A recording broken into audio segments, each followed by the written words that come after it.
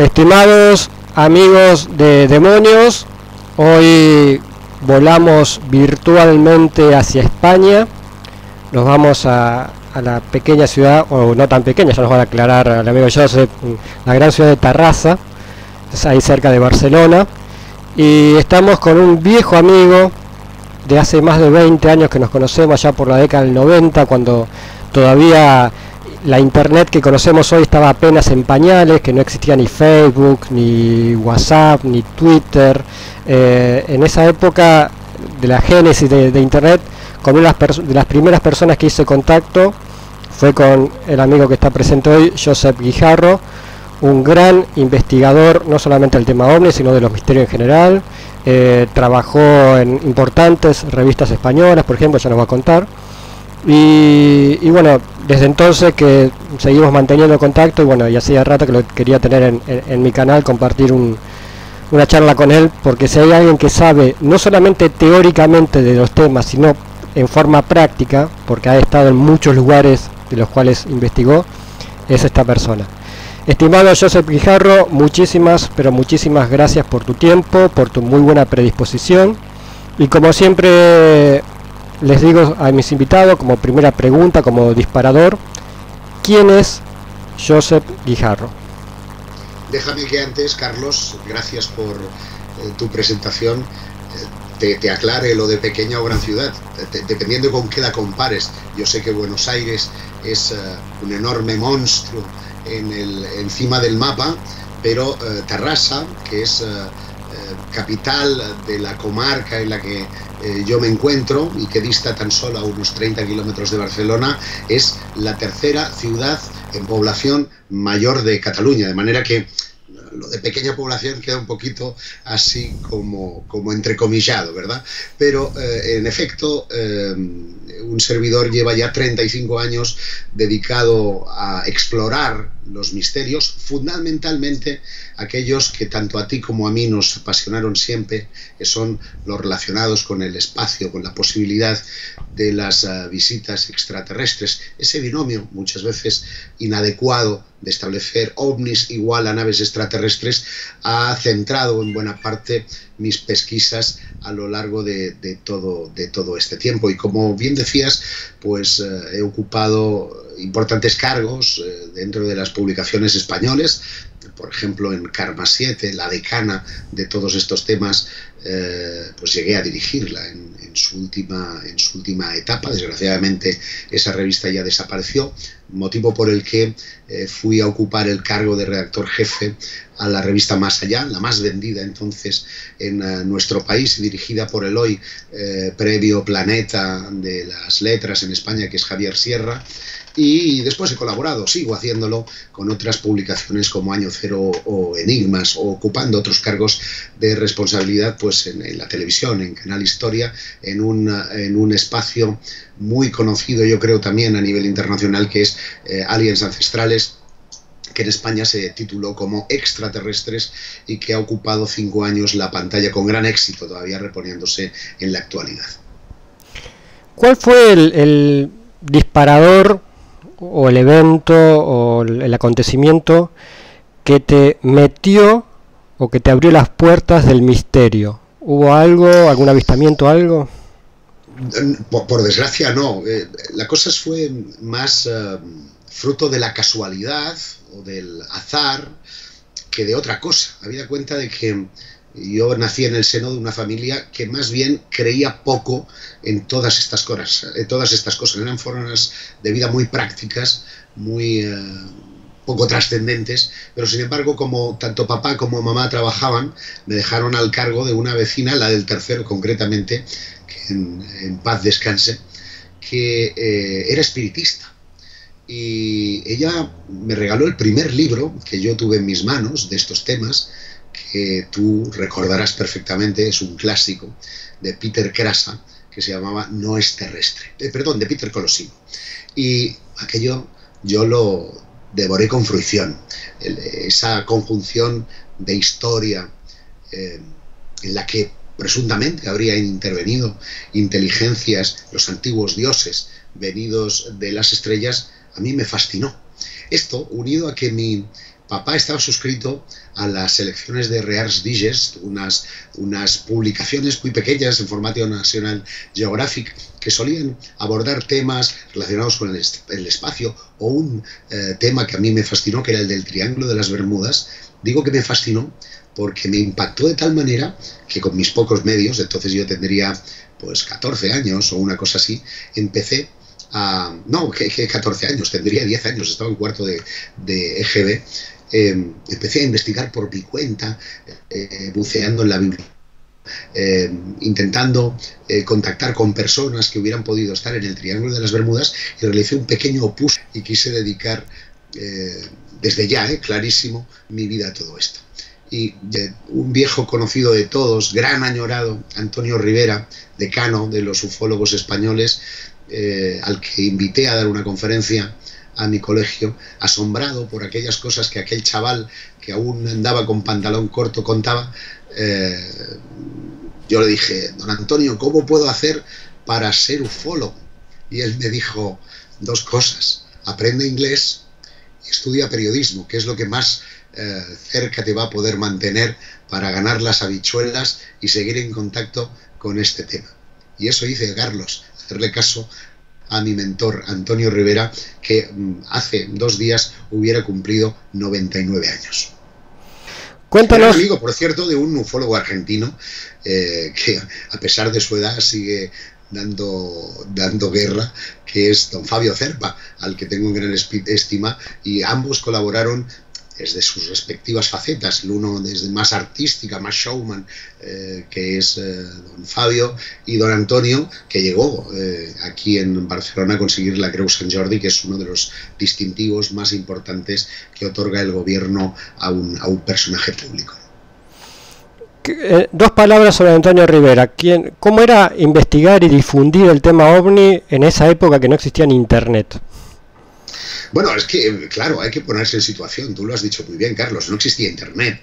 Por lo tanto, todos los contactos, y Antonio, que hablaba varias lenguas, hasta 8 si no recuerdo mal, pues tenía la facilidad de poder contactar internacionalmente, porque la clave era salir del huevo, ¿no? Salir del país y tratar de establecer contactos para saber si esas cosas que sucedían aquí estaban ocurriendo, qué sé yo, en Francia, en Argentina, en Brasil, en Estados Unidos, y reunir toda esa información. Pero todo eso iba por carta postal, por cartas que se ponían unos sellitos. Esto los jóvenes todavía no lo saben, y se introducían unas cosas que llamaban buzones. Bueno, pues esos buzones traían el fluido, la información que corría de un lado a otro, de un hemisferio a otro del planeta, y hacían que compusiéramos un mapa todavía muy complicado para saber qué tendencias y qué cosas estaban sucediendo. Y don Antonio lo hizo magistralmente en ese sentido, porque asumió además la responsabilidad, él que no era periodista, era filósofo, en una época en la que no habían periodistas dedicados a estos temas, llegarían más tarde, en los años 70, y él llevaba desde los 50 en todo esto, a empezar a publicar notitas en los periódicos, a traer, por ejemplo, consigo una revista impulsada por Aimé Michel y Jacques Vallée, que se llamaba la revista Planète. Fíjate, 2 de los grandes ufólogos, uno de ellos todavía afortunadamente con vida, astrofísico, que sigue trabajando e impulsando grandes ideas y grandes movimientos en torno a los ovnis, y la tradujo al español. Y esas cosas pues nunca serán del todo agradecidas, porque en definitiva son el caldo de cultivo, ¿no? La gesta que supuso el que todo esto empezáramos a hablar a nivel público, y que los jóvenes se interesaran, como hoy lo hacen los jóvenes a través del internet y de este utensilio que es el teléfono móvil, y que hoy día nos hace fluir la información, pues lo pudieran hacer entonces desde esa perspectiva. Volviendo a tu persona, cuando empezaste a investigar estos temas del misterio en general, no solamente el tema OVNI, sino el misterio en general, ¿cuál fue aquel primer caso que investigaste, sea de OVNI o de misterios, que te impactó, que te hizo ver cara a cara con el misterio? Pasaron dos cosas. La primera es que yo ya sentía una gran necesidad de comunicación, aún antes de haber investigado ningún caso. Y se me ocurrió publicar un fanzine con el que intercambiaba, entre otros contigo, información, que era un fanzine que se llamaba Nuestra Opinión, en el que habían conjeturas filosóficas en torno a todos estos temas, y intentábamos recabar casos que se recogían en la prensa, y esto era muy agradecido para compartir con los demás. Y a raíz de este fanzine, que inusitadamente empezó pues a tener muchos lectores, yo tuve ocasión de conocer a varios ufólogos y también a varios testigos. Entre ellos un personaje muy curioso, Luis José Grifol, que compartió y departió sus experiencias ante la Cámara de los Lores británica allá en 1981, con una colección de fotografías de sus avistamientos muy extraordinaria, que estaba tan solo a 30 kilómetros de mi casa. Y yo lo invité para que viniera a conferenciarnos, a compartir sus experiencias, y quise conocer in situ aquello que sucedía. Así que el 11, creo recordar que era de julio, subí hasta la montaña de Montserrat, acompañado de varios chavales, de varios compañeros. Intentábamos buscar el lugar de los encuentros, que nos decían era en un rellano anexo frente a la Roca Foradada, una piedra de características muy peculiares que está en la montaña de Montserrat. Y hete aquí que ya todo oscuro, todo de noche, a la salida de una curva, vemos una luz que nos parece cegadora, detenemos el vehículo, salimos de él, cojo la cámara, empiezo a fotografiar como un loco aquello, y de repente viene algo que nos ilumina bestialmente, y era, qué casualidad, el coche de Grifol. Bueno, yo me quedo muy impresionado, y dijo, mira aquello. Y cuando mira para allá, el hombre, con una frialdad absoluta, me dice, es la luna. Era la puta luna, con perdón. Pero nos había sugestionado de tal manera el asunto, que aquello me llegó al corazón. Eso lo publicamos tal cual. No me avergüenzo de reconocer que mi primera aproximación de los ovnis fue un fake news en toda regla, pero tuve la suerte, digamos que vine con un pan bajo el brazo, que en 1984 se produce un aterrizaje también dentro de la comarca muy interesante, que es mi primer caso importante de investigación. El objeto deja consigo unas huellas sobre el terreno. Creo que tengo aquí una maqueta. Vas a permitir, si la encuentro. Permíteme. Sí, tranquilo. Mira, esto es un ovni adamskiano. Esto me lo fabricó el tornero Josep Pascual, que vio como este objeto se posaba encima de un campo en la localidad de Aiguafreda. De manera que imagínate, aquello es un revulsivo, es decir, bueno, estamos predestinados a investigar este tipo de cosas, y bueno, lo demás ha sido labor, trabajo, viaje y testigo. Yo siempre digo, y pongo el énfasis a todos los jóvenes investigadores, que los ufólogos no investigamos ovnis, no investigamos esas luces que publica todo el mundo en internet, no investigamos esos grandes platillos diurnos que están en internet, no investigamos YouTube, investigamos testigos sobre ovnis. Sin un testigo no hay ovni. Es decir, y esto es una gran lección que todo el mundo tiene que aprender.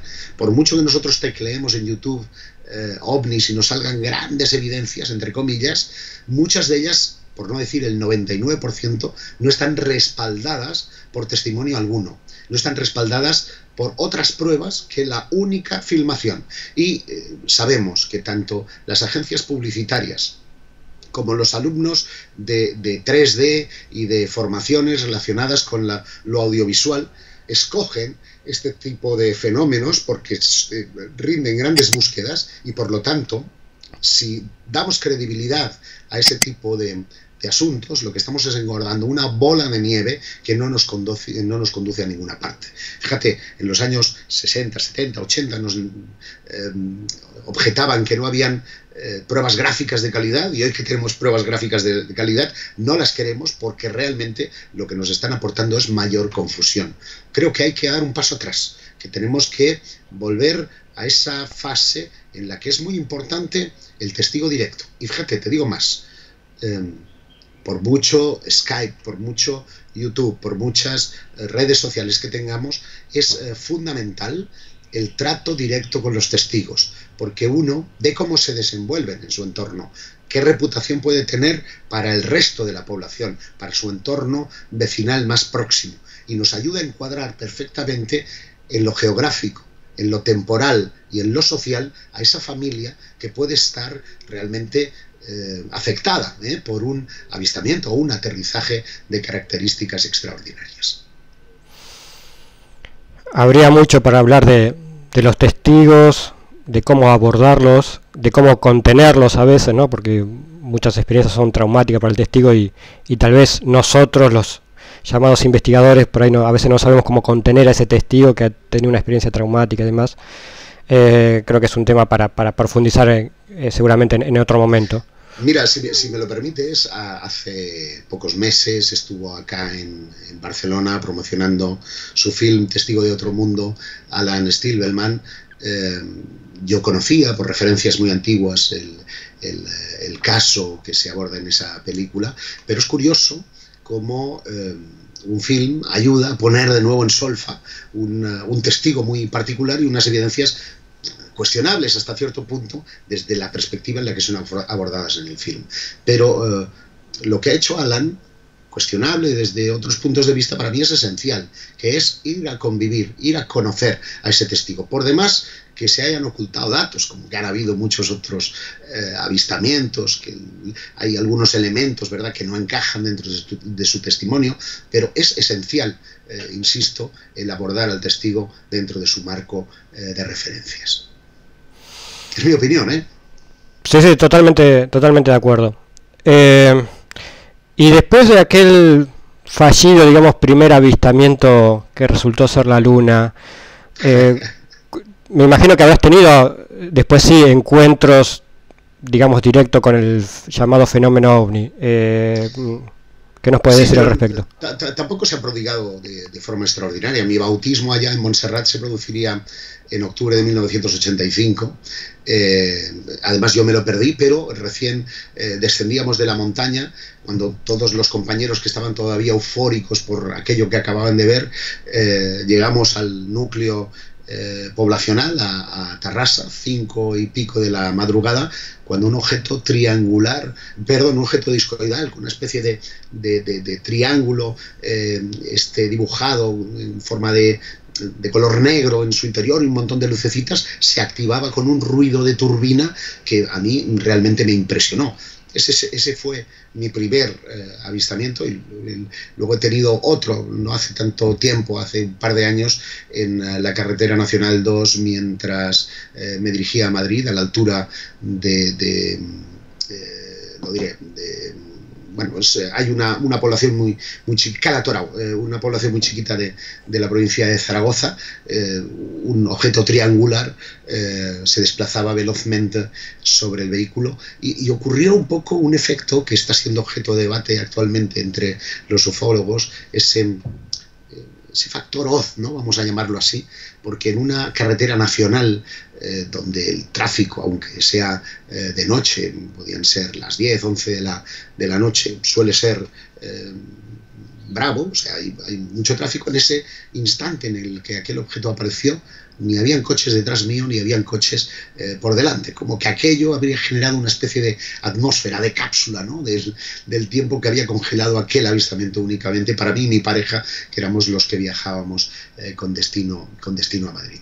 Bueno, ese tipo de cosas suceden, aunque yo siempre he tratado de desligar mis investigaciones del campo más emocional, es decir, siempre he tenido una formación racional, y he querido poner de relieve, poner el acento precisamente en los aspectos más racionales del fenómeno ovni, para que precisamente en esa lucha, ¿verdad?, que tiene la ufología con el escepticismo, los campos estén equilibrados. Hemos venido de épocas muy complicadas en las que contactados, abducidos y gente con pocos escrúpulos irrumpía en los medios de comunicación para obtener su minuto de gloria, y de esta manera también destrozaban muchas veces una labor, no voy a decir científica, pero sí seria, de aproximación a un fenómeno que yo creo merece mucha más atención por parte de las autoridades. Y en cierta medida lo que está ocurriendo en la actualidad, en la que Estados Unidos por un lado, Rusia por otro, China por otro,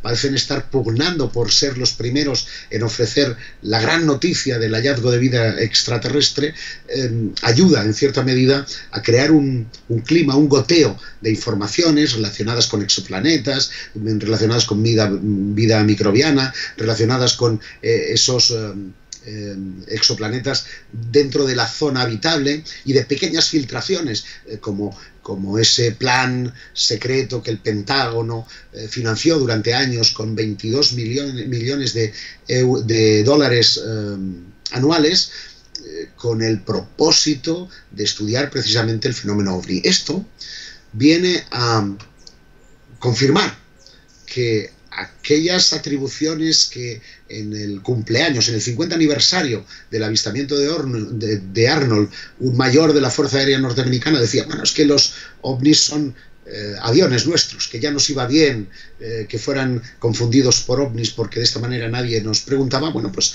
ahora resulta que no. Ahora resulta que el Nimitz, ahora resulta que los F-18 Hornet, ahora resulta que la gran sexta flota norteamericana está siendo acosada por esos objetos, y que hay un informe de 490 páginas que ya me gustaría echarle el diente, donde se proponen, ¿verdad?, fórmulas para combatir esa amenaza, porque ellos consideran una amenaza extranjera, en este caso extranjera no por una nación, sino por alienígena, porque consideran que esos objetos son capaces de invisibilizarse al ojo a su propia voluntad, de invisibilizarse también a los aparatos técnicos a voluntad, de acometer velocidades que ningún dispositivo técnicamente humano ha conseguido ahora mismo conseguir, y muchos otros objetos que están referenciados precisamente en ese informe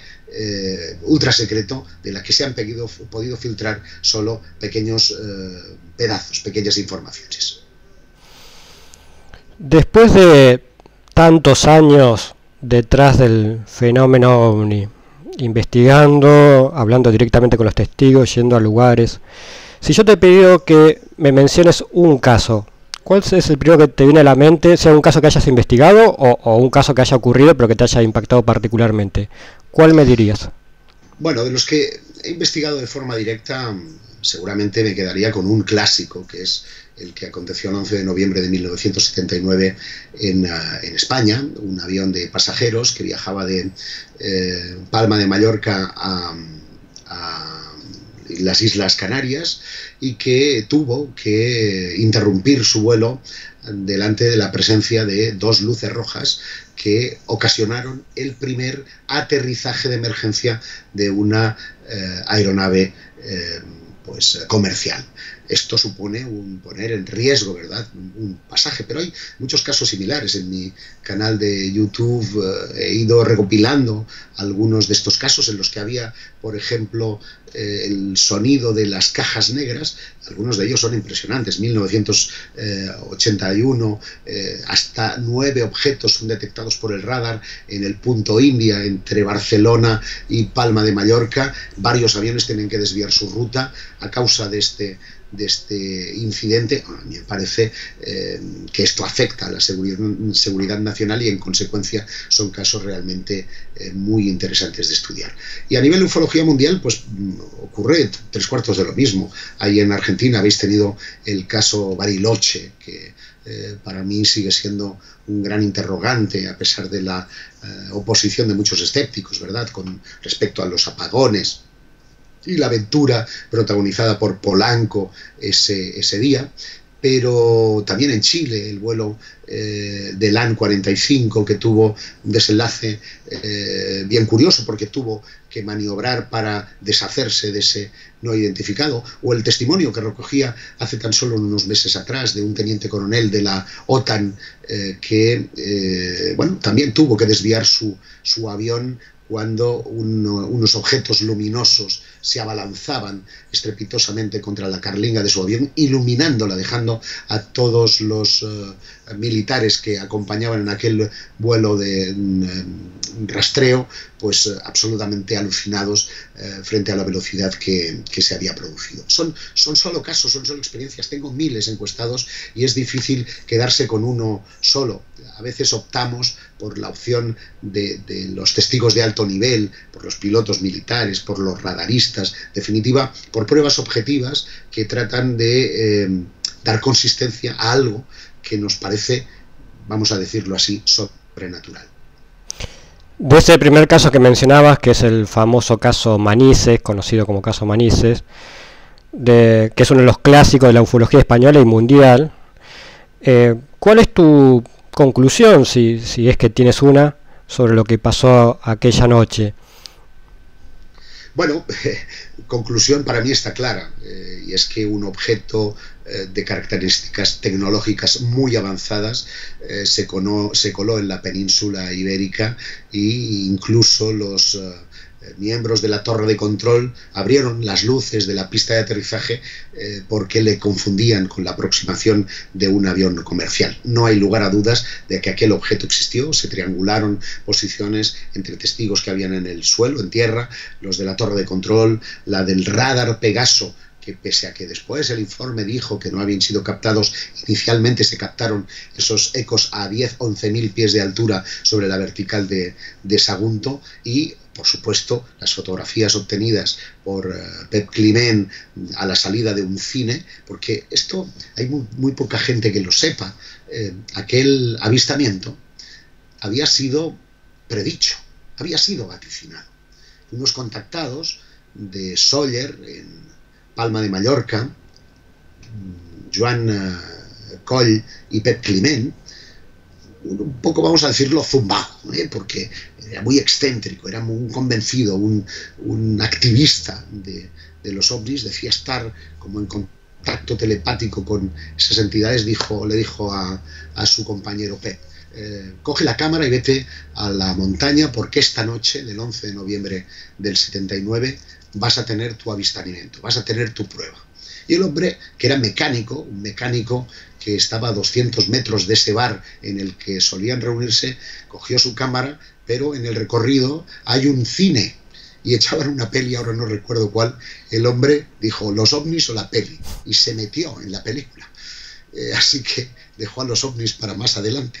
Pero hete aquí que cuando él sale del cine, la gente está mirando al mar porque está viendo salir el famoso ovni de Manises. Entonces él obtiene varias fotografías que son las que después el Ejército del Aire le confiscará, y posteriormente el Centro Nacional de Estudios Espaciales, con sede en Toulouse, Francia, reclamará en una limusín de color negro que era del consulado y que al parecer el hombre confundió con los hombres de negro. De manera que nadie inventa nada, es lo que tienen los testigos directos, ¿no? Esto lo supimos porque más tarde se desclasifica una carta de Jean-Jacques Velasco en la que solicita al gobierno español esos negativos que habían ido a buscar precisamente al taller de Climent. De manera que este acontecimiento había sido vaticinado y se produce y además se produce con tal magnitud que claro, afecta a un piloto militar que tiene que despegar de los llanos en Albacete, al avión de pasajeros que se ve obligado a aterrizar de emergencia, al personal del aeropuerto que tiene que cerrar literalmente el aeropuerto a otros aviones comerciales. Bueno, aquello es un caos. La torre de control está viviendo una agitación extraordinaria porque está en jaque la seguridad nacional del espacio aéreo. Y tanto es así que un parlamentario ya fallecido, Enrique Mújica, un parlamentario socialista, hace una pregunta al Parlamento español para que se responda qué cosas amenazaron la seguridad que has sido pendiente de responder. Sigue sin respuesta aquella pregunta relativa a los no identificados.